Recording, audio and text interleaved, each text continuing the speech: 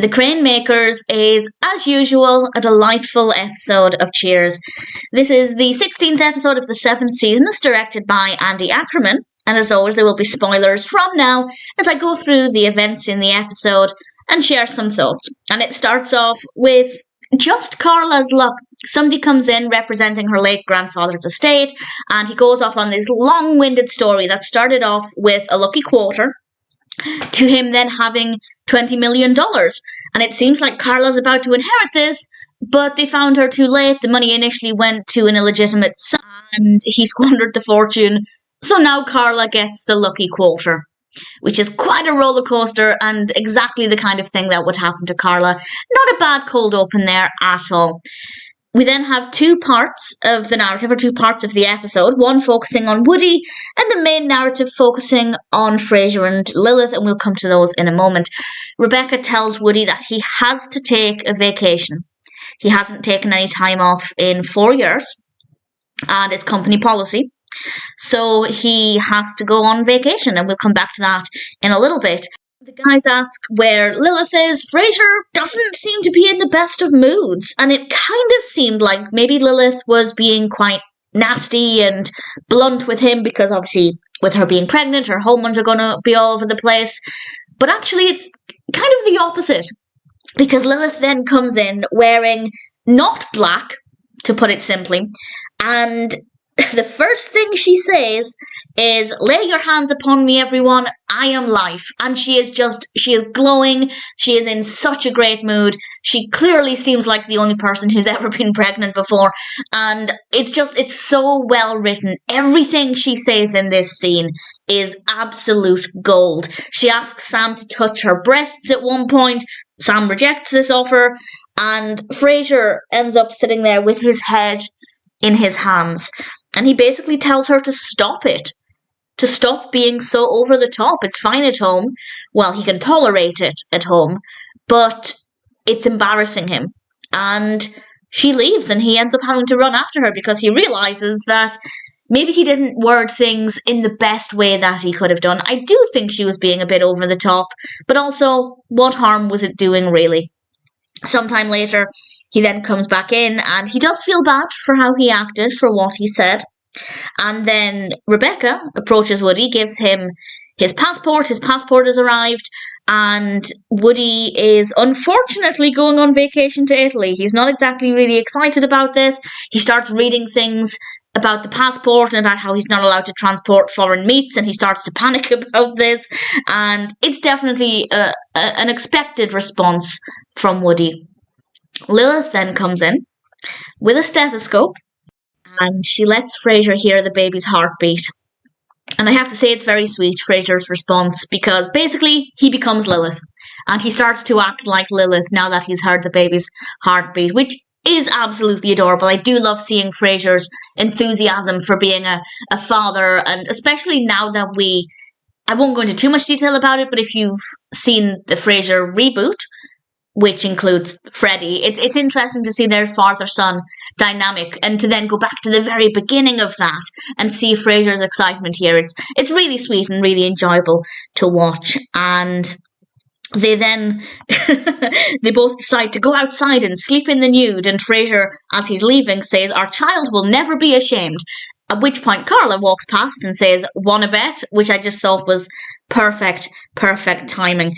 And sometime later, Frasier and Lilith come back in again. The episode is a lot of Frasier and Lilith just leaving and entering the bar, and they've decided to change their lifestyle. Frasier is wearing a shirt that Lilith has made, to which about which she explains that it was her first one.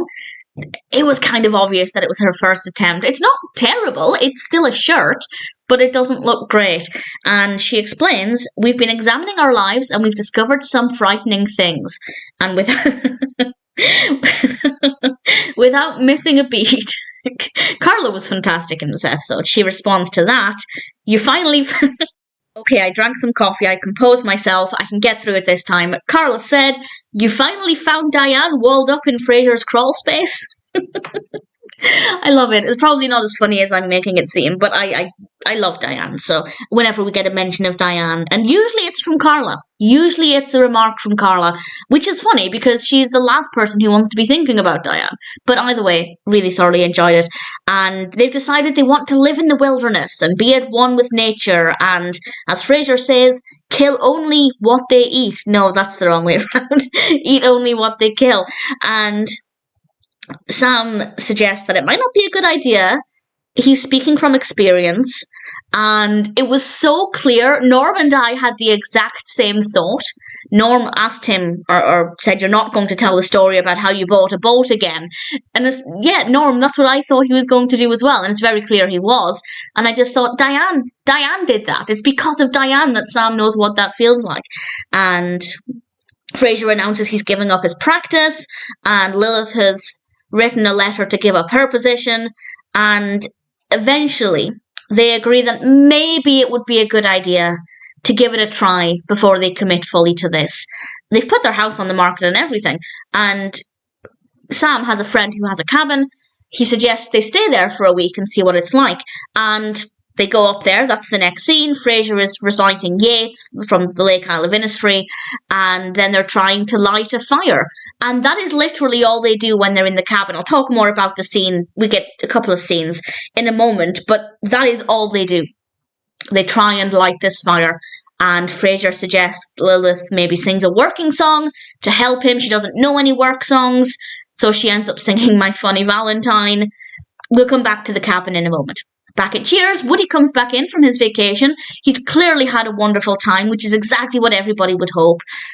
He never left the airport. He fell asleep and missed his flight, which I have to say is a real fear. I'm one of those people who has to get to the airport painfully early. But I also fear that if I'm there and I'm bored, I might have a couple of minutes of shut-eye, and I'm so scared I'll fall asleep. And that happened to Woody. He fell asleep, he missed his flight. He had a great time. He spent the entire week at the airport. I don't know if that meant he slept there. Maybe he got a nearby hotel. I don't know. But he met people from all over the world, and it actually seems like a great option for Woody.